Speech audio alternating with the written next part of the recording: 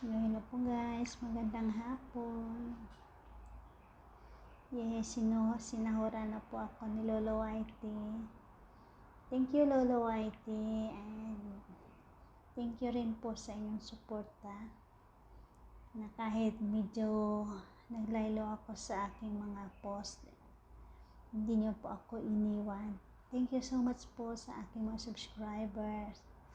8,000 plus subscribers po. Thank you so much that you keep staying with me. And thank you so much to all my members.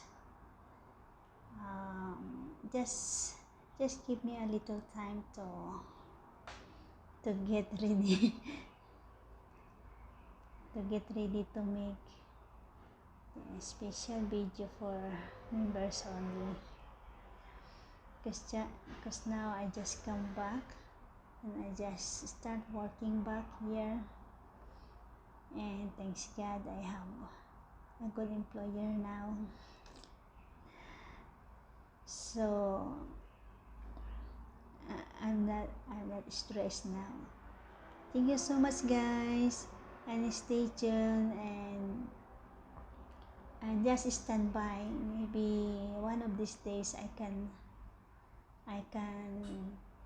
do some special video for you, especially for those my members.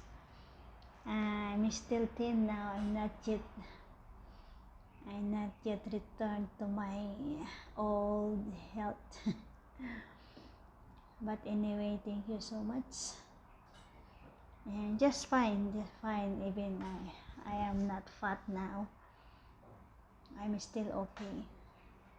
The important is I'm not stressed already. Thank you so much, and thank you for my friend, Indonesian friend, for helping me to have this employer. And thank you so much, Lord, for using here to give what's my request in prayer. Thank you so much, God. So maraming salamat po guys. And siya nga palang binigay lang ni Lolo Whitey ay yung binawasan ng 30% yung standard po na tax ang kanyang tinanggal, kasi po hindi naayos yung aking tax. Bali, nag-submit po ako ng panibagong tax ngayon, pero late na po, naisin na po niya yung aking sahod. Kunti lang. Pero okay na rin po. Ang mahalaga ay meron na ulit. Pangsikan na sahod ko pa lamang po ito.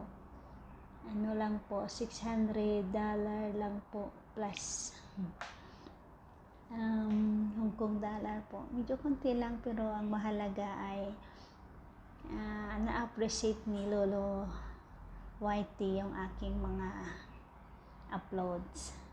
Thank you so much guys for staying with me. Standby lang po ha.